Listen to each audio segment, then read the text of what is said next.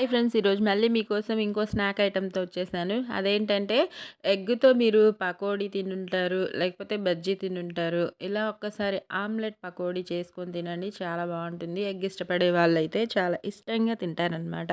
ఎప్పుడు ఒకేలా తిన్న ఫీలింగ్ లేకుండా పిల్లల నుంచి పెద్దవాళ్ళకి కొత్తగా తినిపించామన్న సాటిస్ఫాక్షన్ మనకు కూడా ఉంటుంది కదా! ఇలా ఒకసారి ట్రై చేయండి.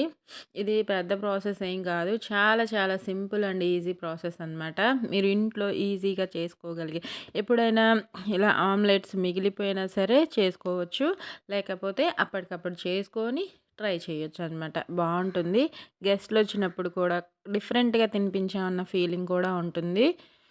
అందులో మన పిల్లలు కూడా ఈ మధ్య స్నాక్స్ కొత్త రకంవి ఇష్టపడుతూ ఉంటారు కదా!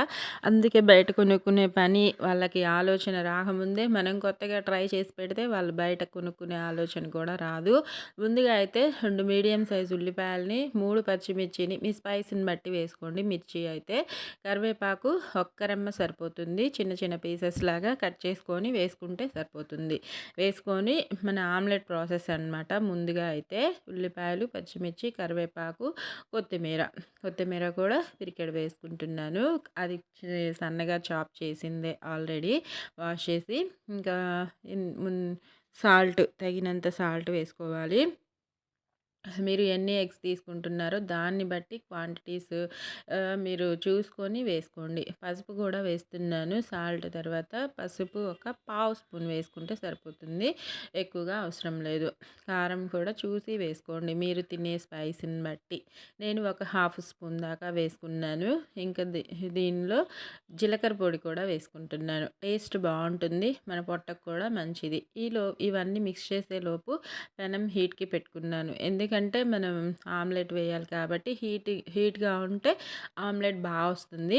ఇంకా ముందు ఈ వేసిన ఇంగ్రీడియెంట్స్ అన్నీ ముందుగా మిక్స్ చేసుకోవడం వల్ల ఉల్లిపాయలు అన్నీ ఉప్పు, కారం అన్నీ పడతాయన్నమాట.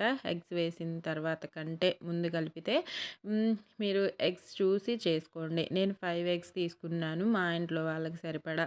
ఆహ్, చు చూడండి చక్కగా ఎగ్స్ కూడా వేసిన తర్వాత నీట్‌గా బీట్ చేసేసుకొని ఆమ్లెట్‌కి రెడీ చేసేసుకోవడమే. ఈలోపు మనం పెట్టిన పెనం కూడా రెడీ అయిపోయి ఉంటుంది హీట్ అయ్యి. ఇంకా ఆమ్లెట్ ప్రాసెస్ చాలామందికి తెలుసు కదా! కానీ ఈ రెసిపీ చేయాలంటే ఈ ప్రాసెస్ కూడా చూపించాలన్నమాట ఫుల్ వీడియో. మీకు అప్పుడే కదా అర్థమవుతుంది నేను ఎలా చేశాను అనేది. ఒక 2 స్పూన్స్ అంతా ఆయిల్ వేశాను. ఎందుకంటే నేను వేసేది పెద్ద ఆమ్లెట్ కాబట్టి. ఓకేనా? చూసి చేసుకోండి మీరు చేసేదాన్ని బట్టి. ఇంకా వేసేసుకొని హాఫ్ వంతు దాకా వేసుకున్నాను. 2 పార్ట్స్ చేసుకొని. ఇంకా ఈ ఆమ్లెట్‌ని దీన్ని మాత్రం మీడియం టు లో ఫ్లేమ్‌లో కుక్ చేసుకోవాలి. ఎందుకంటే పెద్ద ఆమ్లెట్ కుక్ అవ్వడానికి కాస్త టైం పడుతుంది. ఆమ్లెట్ కుక్ అవ్వలేదంటే మనకి తిన్న ఫీలింగ్ ఉండదు. నీచు వాసన కూడా అనిపిస్తుంది. అందుకే లో ఫ్లేమ్‌లో మార్చుకొని నీట్‌గా కుక్ చేసుకుంటున్నాను. 2 వైపులా టర్న్ చేసుకుంటూ. అది కుక్ అయ్యేలోపు ఈ శనగపిండి మీరు ఆమ్లెట్ వేయకముందే కలిపి పెట్టుకున్న ఇంకా వస్తాయన్నమాట పకోడీలు, బజ్జీలు కానీ. ఇంకా శనగపిండి తగినంత తీసుకోండి. నేను పావు కేజీ తీసుకున్నాను సరిపోతుంది ఈ రెసిపీకి.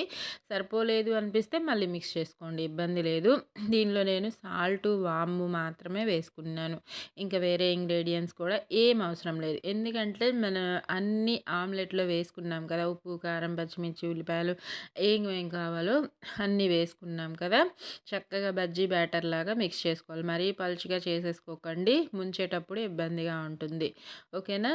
ఇలా ఉంటే సరిపోతుంది. చూడండి ఆమ్లెట్ నీట్‌గా 2 వైపులా టర్న్ చేసుకొని ఉడికించుకున్నాను. లో టు మీడియంలోకి మార్చుకుంటూ. ఉడకకుండా మాత్రం తీయకండి. ఓకేనా? ఒకవేళ మీరు పలుచగా వేసుకొని ఒక 2 ఎగ్స్ అలా వేసుకుంటే అలా ఏమి ఇబ్బంది లేదు. మన ఆమ్లెట్‌ని ఫ్రై చేసుకున్నట్టు చేసేసుకోవచ్చు. ఇంకా పిండి కలిపిన ఒక హాఫ్ అన్ అవర్ తర్వాత ఆమ్లెట్‌ని ఇలా చిన్న చిన్న పీసెస్‌లా కట్ చేసుకున్నాను అనమాట. మీకు నచ్చిన సైజులో కట్ చేసుకోండి. నచ్చిన షేప్‌లో కట్ చేసుకోండి. ఇంకా మనం కలిపి పెట్టుకున్న మీరు కావాలంటే శనగపిండిలో సోడా ఉప్పు కూడా వేసుకోవచ్చు. బాగా పొంగుతాయన్నమాట. ఈసారైతే నేను వేయలేదు. మీరు కావాలంటే వేసుకొని ట్రై చేయండి. అలా కూడా బావుంటాయి. ఓకేనా? మనం రెస్ట్ ఇచ్చామంటే సూపర్బ్‌గా పొంగుతాయి.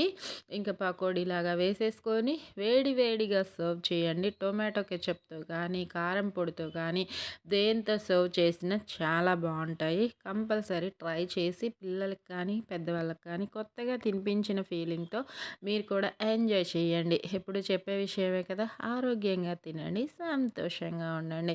ఇలాంటి మరిన్ని వీడియోస్‌తో మీ ముందుకొచ్చేస్తాను. మీ ఝాన్సీ రాణి. నా వీడియో నచ్చితే లైక్ చేయండి. యూజ్‌ఫుల్‌గా ఉంటే మీ ఫ్రెండ్స్ అండ్ ఫ్యామిలీ మెంబర్స్‌కి షేర్ చేయండి.